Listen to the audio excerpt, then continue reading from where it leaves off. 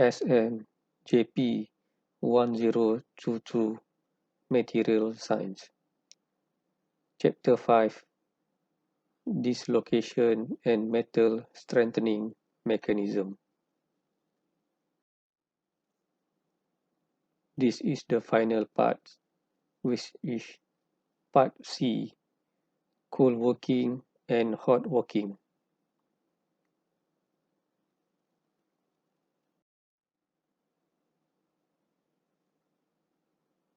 In the strengthening of metal, we already covered three basic concepts of the first one is basic concept, the second one is strengthening strategy, and the final one is strengthening tactics, which is covered four topics, which is grain size reduction, solid solution alloying, strain hardening, and finally precipitation hardening.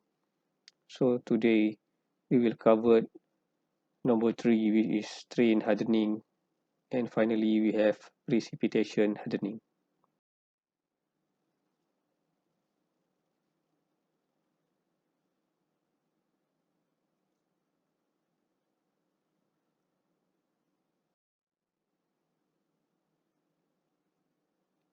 Before we proceed to go further, firstly we will look at the terms of a previous topic, which is ductility, brittle.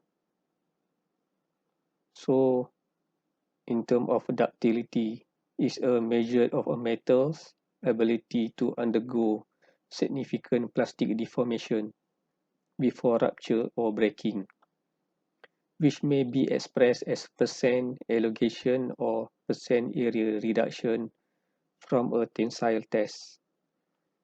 As you can see in this diagram, we have this strain curve, which indicate the ductile curve. If you compare to brittle, there is a higher curve, and at a certain point it will break.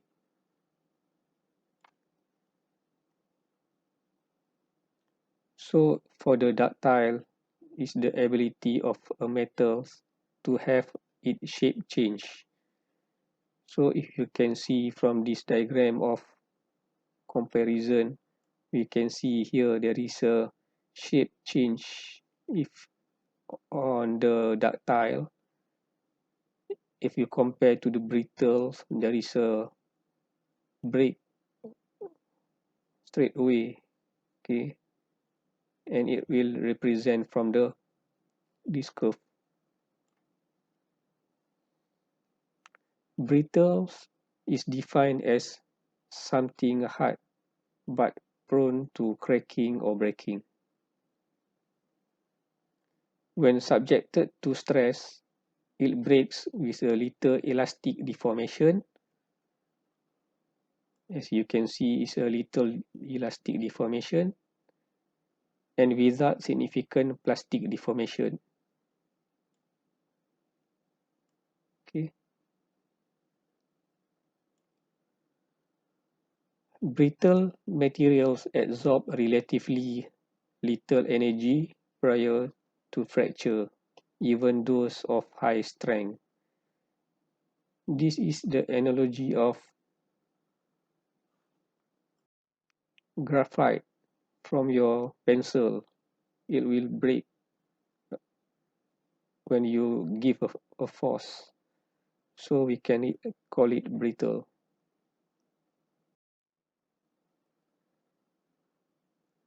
And another term is hardness. It is the ability of a material to resist deformation, which is determined by a standard test where the surface resistance to indentation of measure. The most common used hardness tests are defined by the shape or type of indent, the size, and the amount of load applied.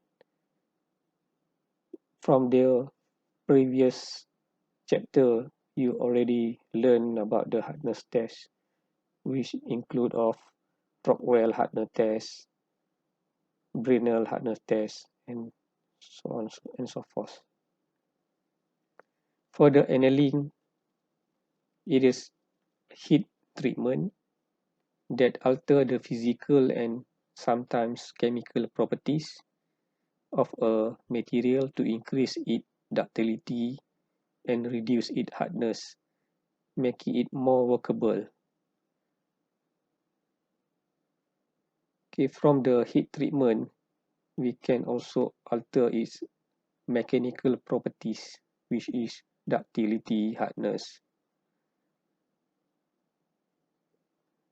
This change in hardness and ductility is a result of a reduction of dislocation in the crystal structure of the materials being annealed. So when we talk about annealing, so we need to talk about its atomic arrangement in terms of dislocation. So after this, you will able to understand more on this process.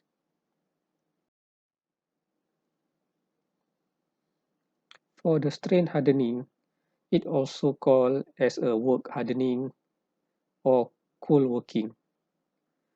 So some of the textbook use work hardening and some they call it cold working.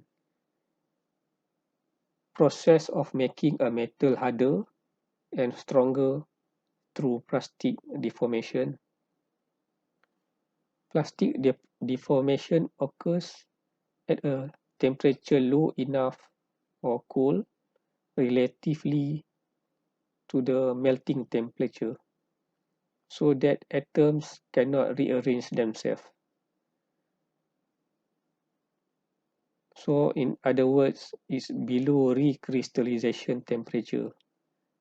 So there is a in between below a melting point, and also there is a recrystalline temperature also below recrystalline temperature.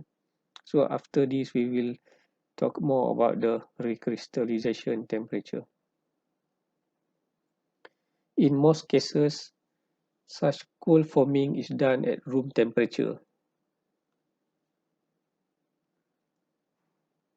It depends on the metals. Okay, some of the metal, the melting temperature is higher, so the recrystalline temperature is a little bit in the middle, maybe. Okay, so some of the metals melting at 2 or 300 degrees Celsius, so the recrystallization temperature is around room temperature. When a metal is worked at higher temperature, we call it hot working if compared to the cold working. So we have hot working, which is work at higher temperatures. The dislocation can rearrange and little strengthening is achieved. So after this, we will need to compare between cool working and hot working in terms of dislocation, in terms of material properties.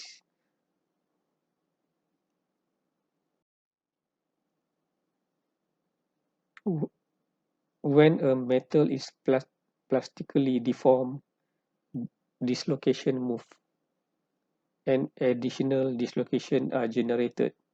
So previously you already learned about dislocation move or dislocation motion, and in this case there is a additional dislocation generated.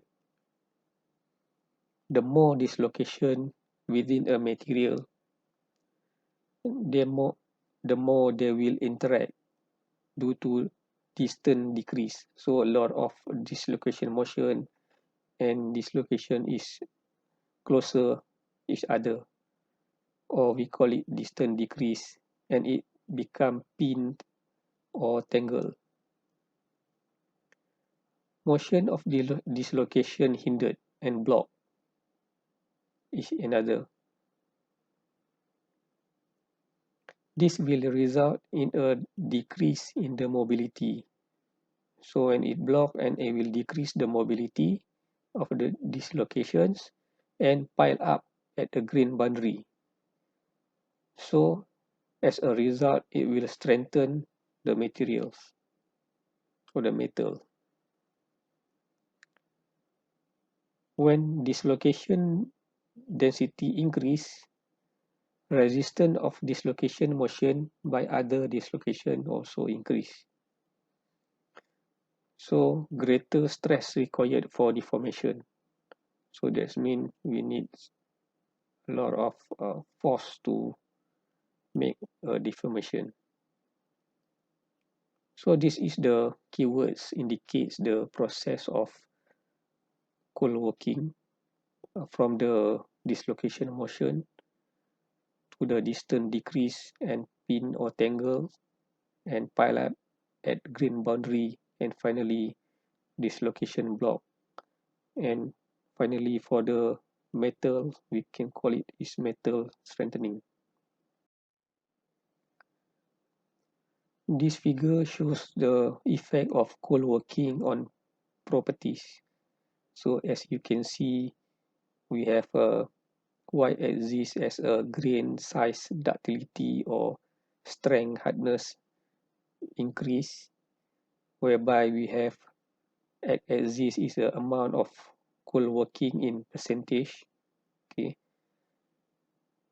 and we can see there is a hardness curve here, and we have a strength curve here increase during the process of cold working.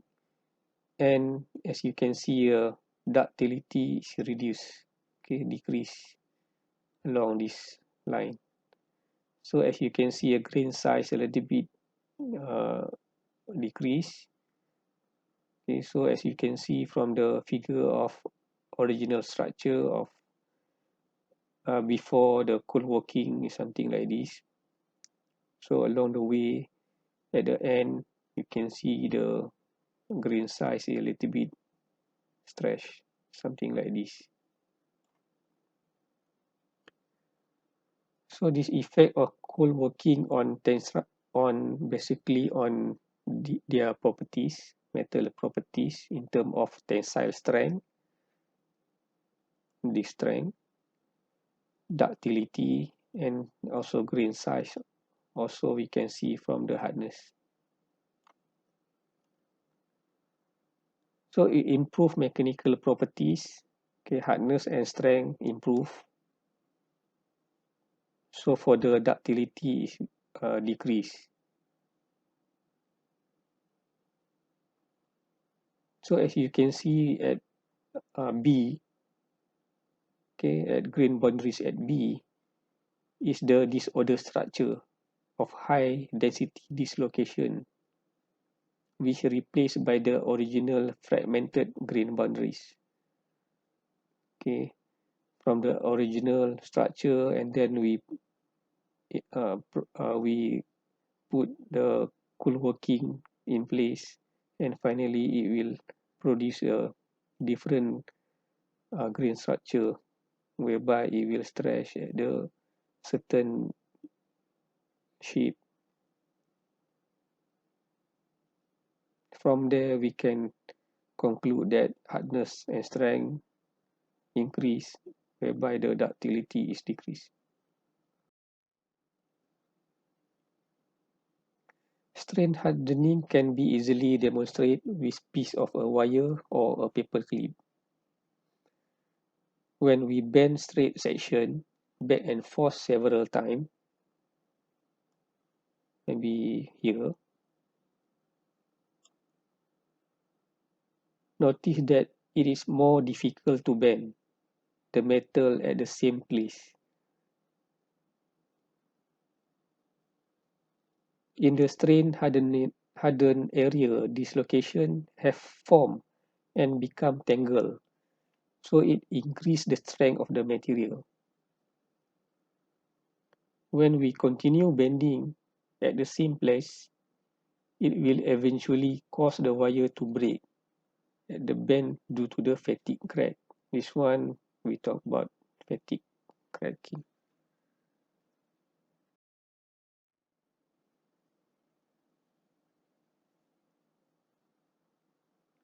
The major cool working operation can be classified basically as four types. The first one is squeezing, number two is bending, shearing, and finally we have drawing. So this is the table indicates the types of cool working operation.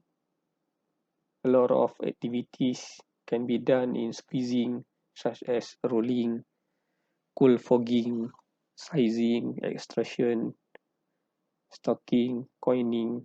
For the bending, we have roll forming, rowing, seaming. For the shearing, we have a lot of activities here, process, and finally we have drawing.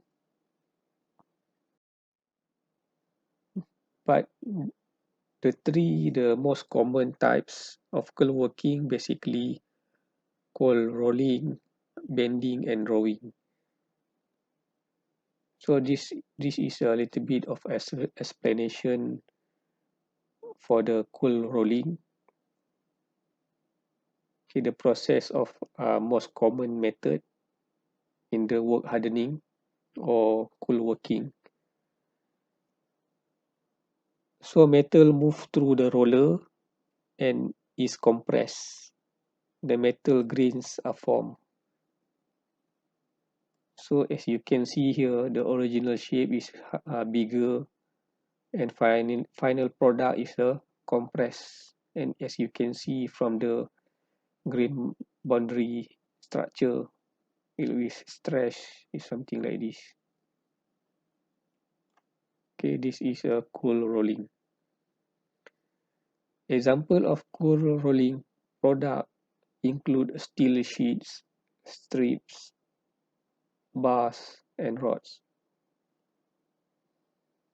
For the bending, involve a deformation metal over a work axis, thereby creating a change in the geometry, whereby the shape from the original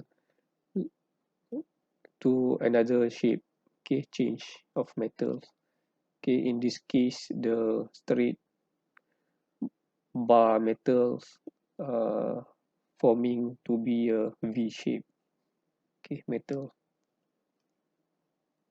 Example of bending of steel or aluminium for car parts to meet the desired curvature, okay, to produce doors, panels, or something. And finally, we have drawing. So the same as cool rolling. So but basically different by using a die cast. So insert the force is given from the to the right direction. Okay, and it will produce a different shape. Okay, pulling the metal through a small hole or die. Example of steel bars and aluminum rod. Okay, the advantage of cool working basically improve mechanical properties, which is hardness, tensile, and fatigue strength, which is strength. Maintains high dimensionally accuracy, which is how well an object mesh the size and specification.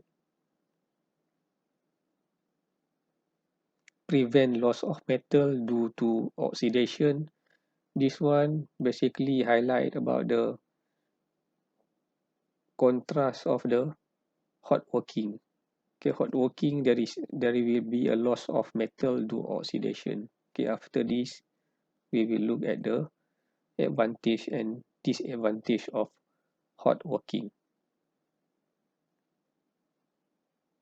Have better surface finish, whereby we talk about the surface texture.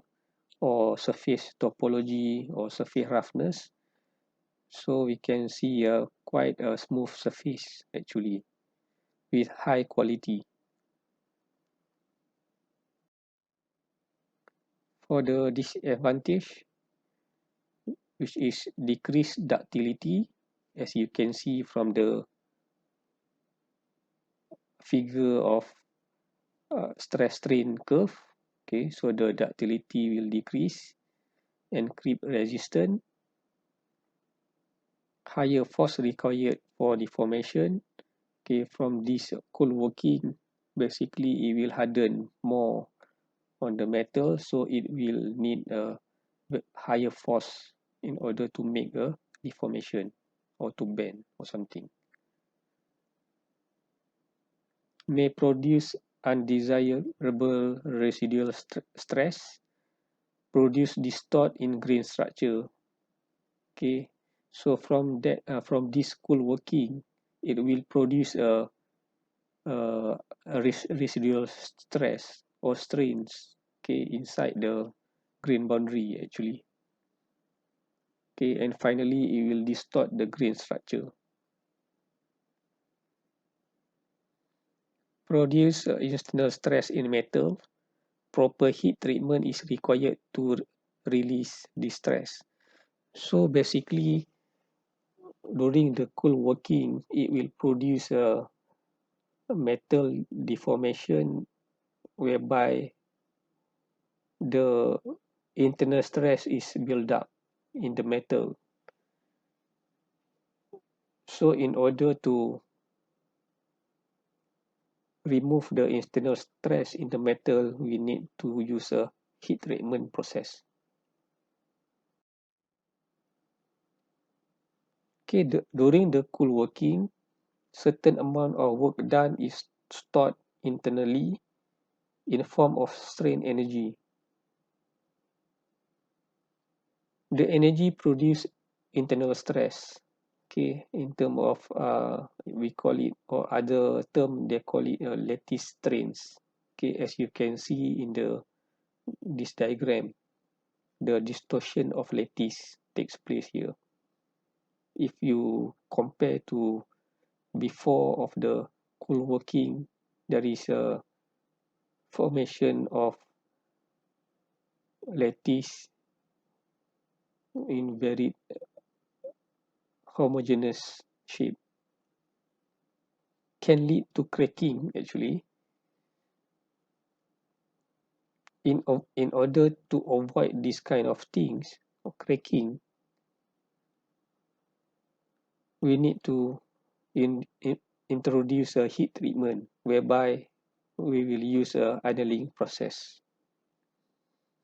The annealing process is we use a heating process below melting temperature.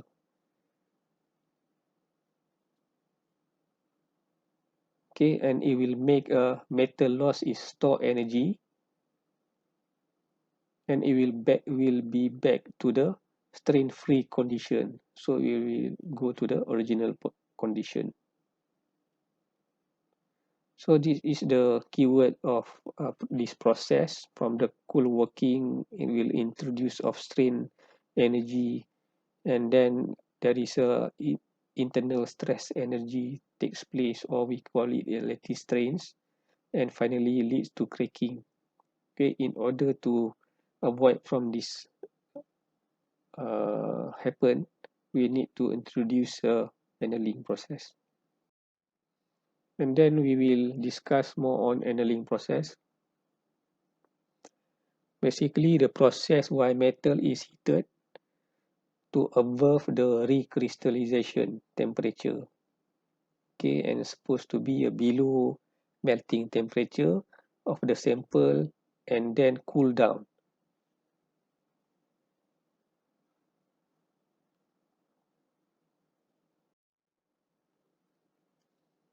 Main purpose is to improve cold working properties by increasing ductility. Okay, from the cool working, basically the ductility is decreased. So we want to retain most of the hardness and increase its ductility by using a annealing process. There are three steps involved in annealing.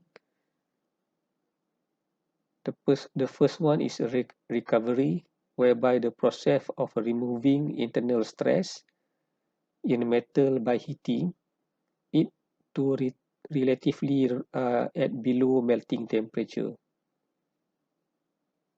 And then number two is recrystallization, or we call it recrystal, process of forming a new set of strain-free grains. It will produce a new set of grain whereby it is free from strain or lattice strain in metal by heating it to a temperature known as recrystallization temperature. And finally, we have a grain growth, whereby the process of forming strain-free grains larger. It become more larger, okay, in size by heating a metal to a temperature above a recrystallization temperature. And this is the comparison between lowest recrystallization temperature, okay, in this area, and then we have a melting temperature. As you can see, is a difference of temperature in terms of metals, different kind of metals, aluminium, copper, gold. Okay, we have let's see, we have aluminium melting temperature is 660.3 degrees Celsius. For the recrystallization temperature of aluminium is 150. This is the lowest, okay, the lowest temperature of recrystallization. So when we talk about the higher, above or below recrystallization temperature, this is the line, the borderline of the metals, okay, in terms of melting temperature and recrystallization temperature. Okay, as you can see, lead, tin, zinc, there is a recrystallization temperature is basically at the room temperature or below, okay, whereby it indicates the melting temperature is lower, okay, around 300, 200, 400 or something, as you compare to the other metals such as copper, gold, or nickel, which is higher at 1000 degrees Celsius. Okay, this is the schematic representation of cool work and annealing cycle, whereby we have in this left hand side there is a cool working process. We already discussed on this, and on the right hand side is a annealing process. This is involved with the y-axis is the temperature, the grain size, ductility, strength, hardness, okay. And then we have a y-axis, x-axis is a temperature is increased. As you can see, we have three process involved in annealing, which is recovery, okay, in this area, okay, whereby we can see a straight line, flat line of hardness, strength, and other ductilities or grains, all grains, same as before. And recrystallization, we can see a decrease of hardness. Okay, previously we can see an increase of hardness and strength, but this one in recrystallization and strength is decreasing, whereby the ductility is increased. And we have a grain growth and keep increasing of the ductility, and for the hardness and strength is slightly decreased. In terms of new grains, is from the old grain is continue to rise to make it a bigger size. As you can see from the structure, original structure, and then it varies from the cold work and recovery initial recrystal start to nucleate a new set of crystal, and finally it become bigger, and it will overcome or vanish the old grain structure, and the new grain set of grain structure will become more larger and larger, and finally the old one is reduced, and finally we will see a new set of grain boundary structure here. So after this, we will look at the very detail of recovery process, okay, in terms of strain, stress, lattice strain or something, and then also for the recrystallization, what is happening, and then finally we have a grain growth. So this is the actual of the image from the scanning electron microscope, or we call it SEM, whereby we can see the topography of the um, structure of cool work of in terms of green. We have from the not annealing, after annealing, and then partly initial recrystallization, and finally complete recrystallization.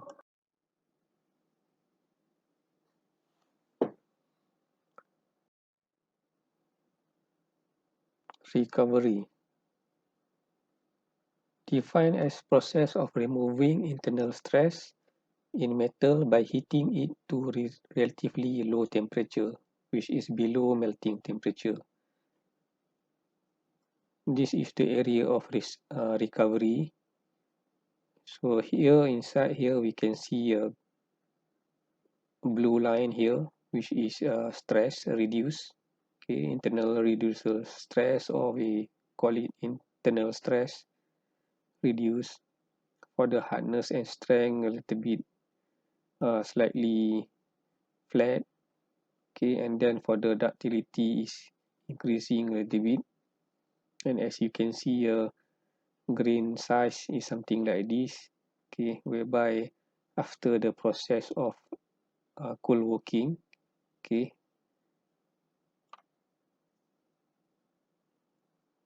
during recovery, dislocation density start reducing and rearrange themselves.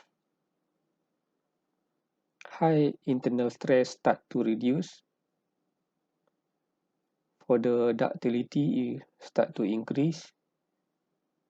There is no appreciable reduction in the strength and hardness of the materials. So that's why we can see here there is a flat, okay, shape, flat line here.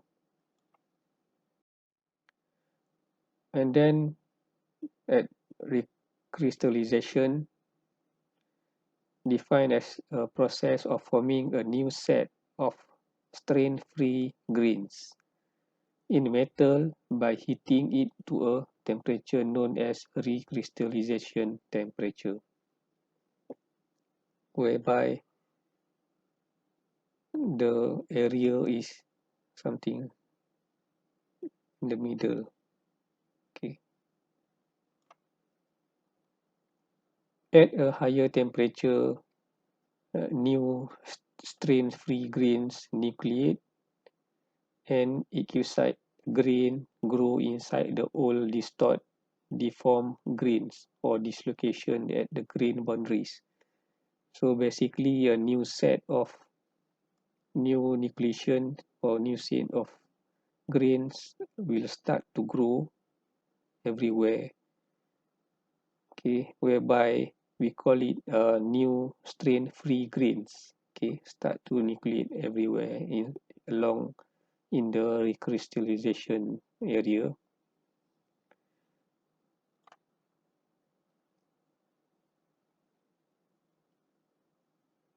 These new grains grow to replace or eliminate the deformed grains. Okay. This produce material less strength and less hardened, but more ductile. So as we can see, a very sharp decrease in terms of hardness and strength, and also for the ductility, quite high increase of ductility during the process of recrystallization. The driving force to produce the new grain structure is the internal energy difference between strained and unstrained metal.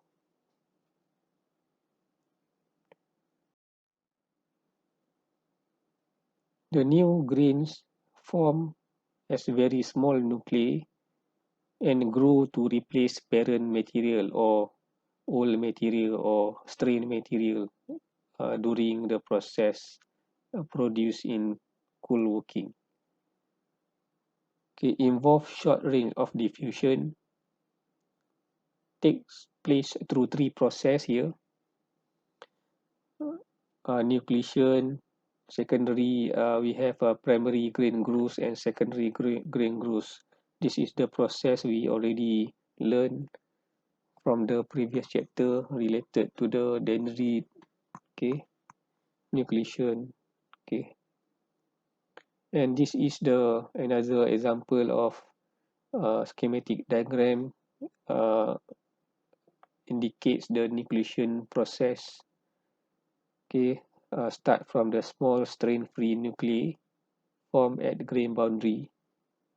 Okay, is everywhere randomly. And the second one is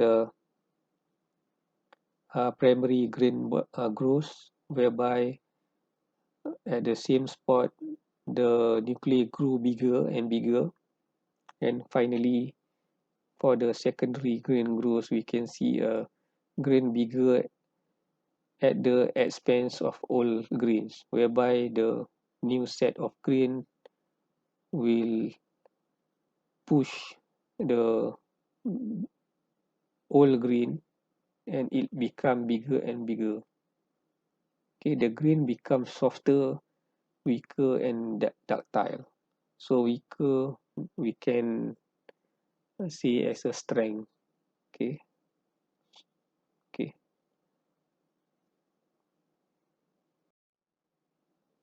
So finally, in grain growth, we can see from the last, the right hand side, the process of grain growth, where the larger grain become bigger and bigger.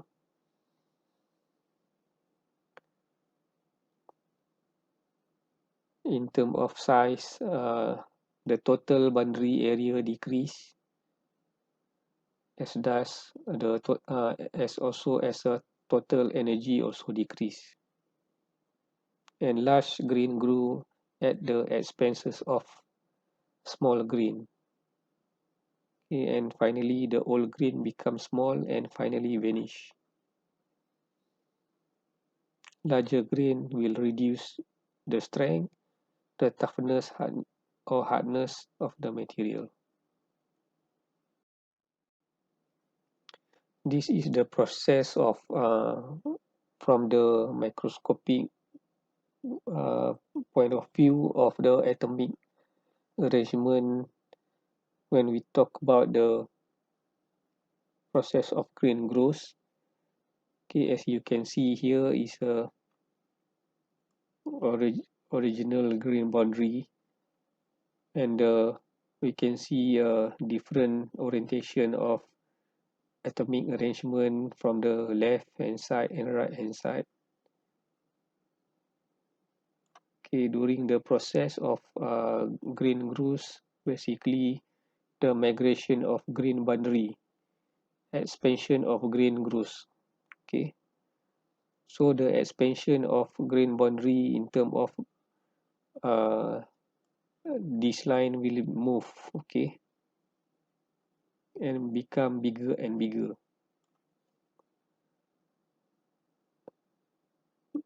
some grain size increase, okay,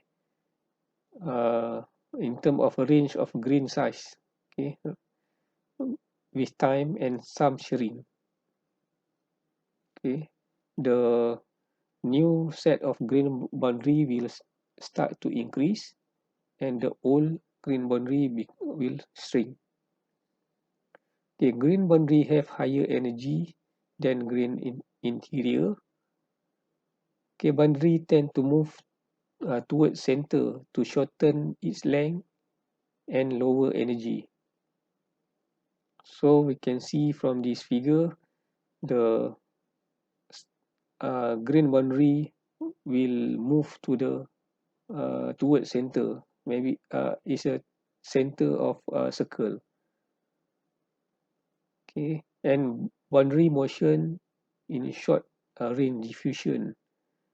The atom will diffuse cross border, okay, and finally it will make this area is bigger. Further, this area is will become smaller or shrink. As you can see from this below diagram, there is a bigger grain boundary as compared to this is will shrink due to the diffusion of atoms. Okay, uh, outwards to more bigger grain boundary. Direction of boundary movement and atomic movement are opposite each other. Large grains grows by absorbing small one, okay, which is a cannibalizing of small grain by larger one. The large grow larger and the small grow smaller. This is the example of 2D and 3D of the grain growth process, whereby the recrystallization of from the nucleation, and finally it will eliminate the old grain.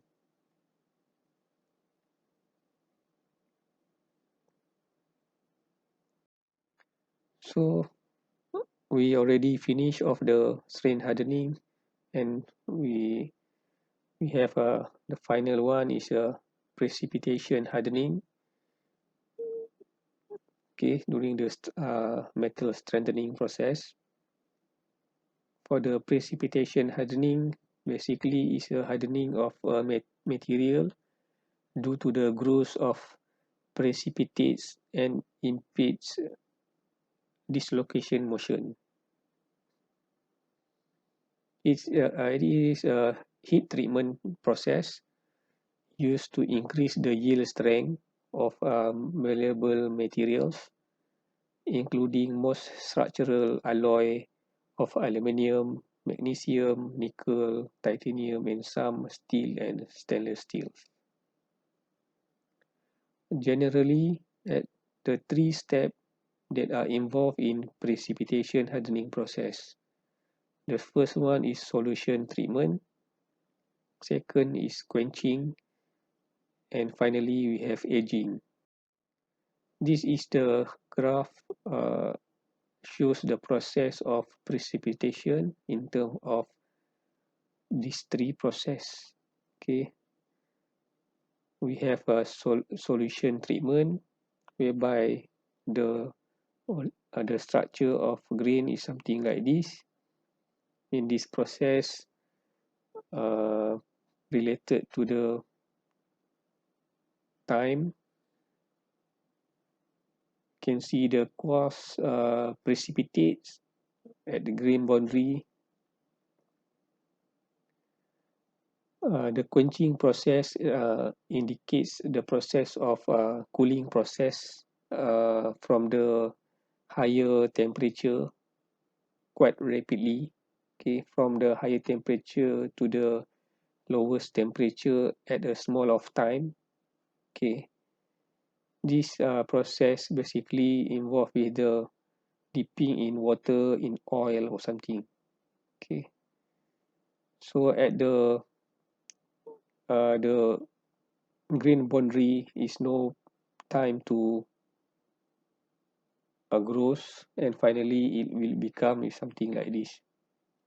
And then the process of reheating back to the certain temperature at the certain amount of time, we call it aging, and finally it lower to the uh, lowest temperature, and finally we can obtain or get the fine diffusion of precipitates within grains.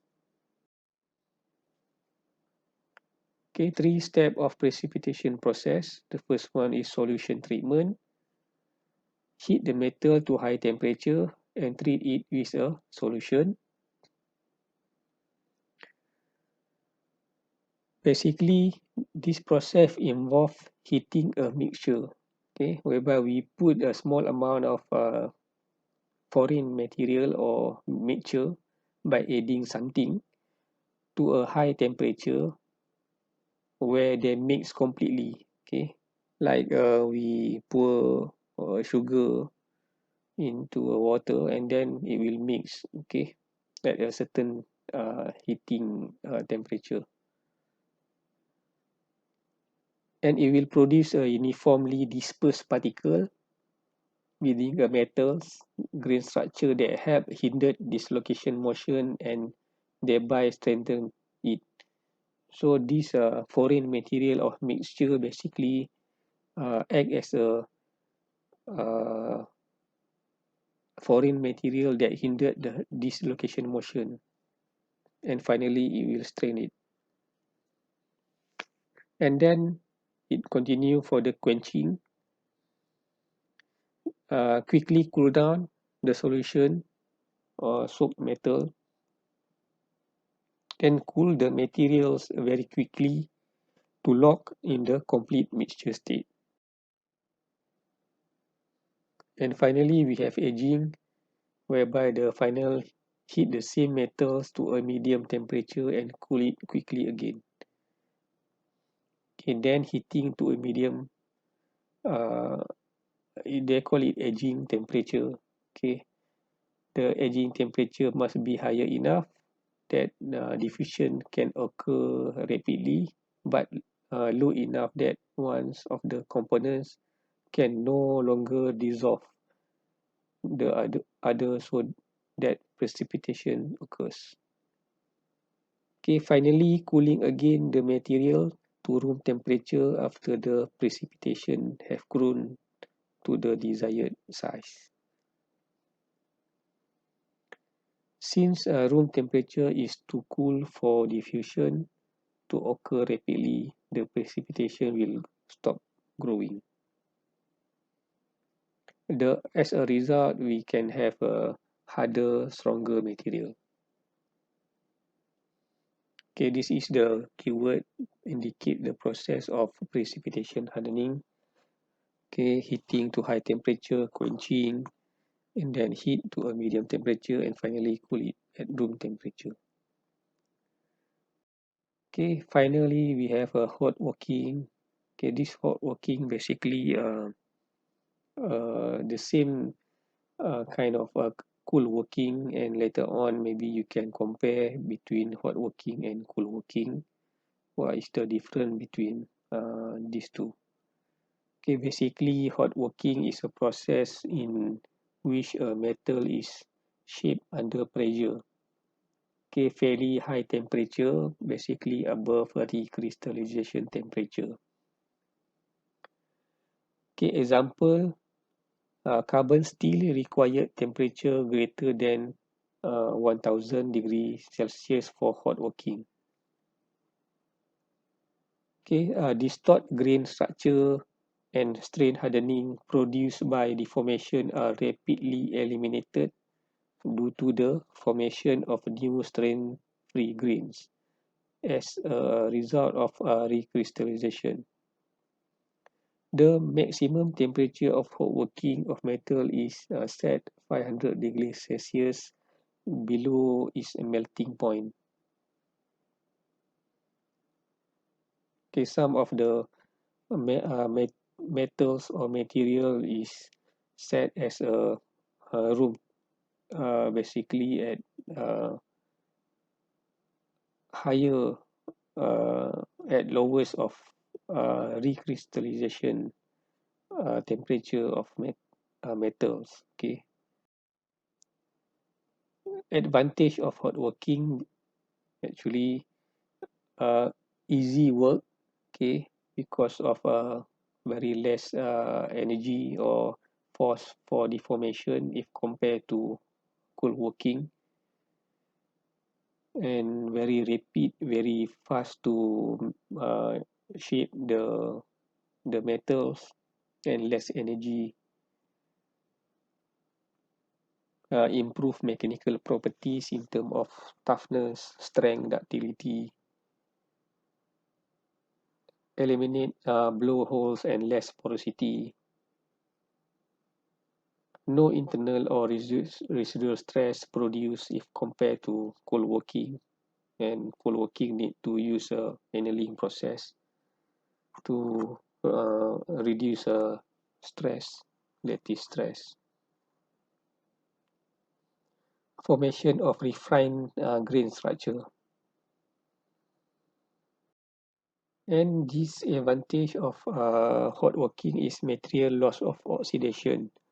Okay, during the process of hot working, it will take quite higher temperature. So at that time, it will interact with oxygen, and it will make it oxidation on the surface area.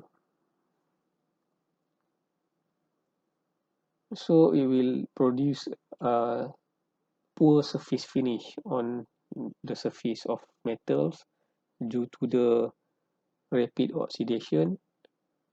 We can see the roughness very high, okay, in terms of topology of the surface. And then dimensionally tolerance are greater than cold working. Structure and property are not uniform over the whole cross section.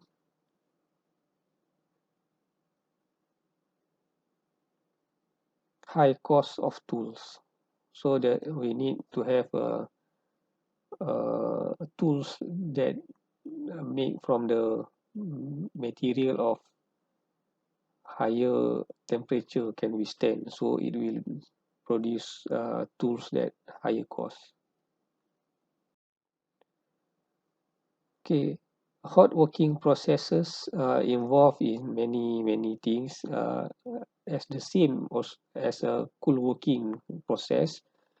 Okay, we have a hot rolling. In term of cool working, we have a cool rolling process. Okay, and then we have hot forging, and then we have hot spinning. For the hot extraction, also in term of cool working, also have a cool extraction. And then we have hot drawing and cool drawing, hot piercing, and many more. And we try to look at the three kind of hot working process.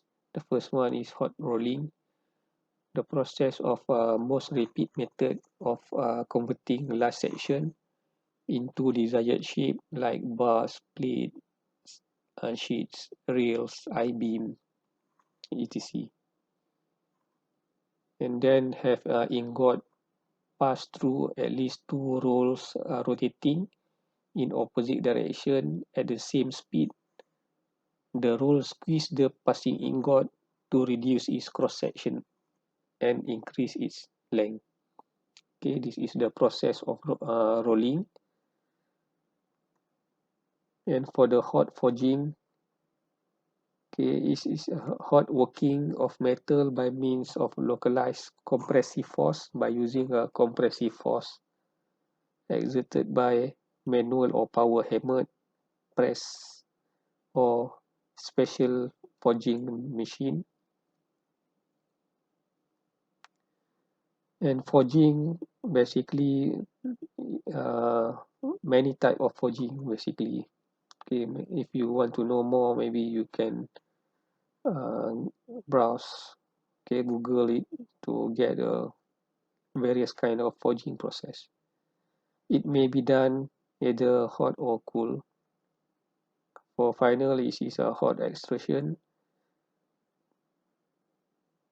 Okay, metal is compressed, safely forced to flow through a suitably shaped die to form a product with a reduced cross section. Okay, thank you very much. Okay, bye bye.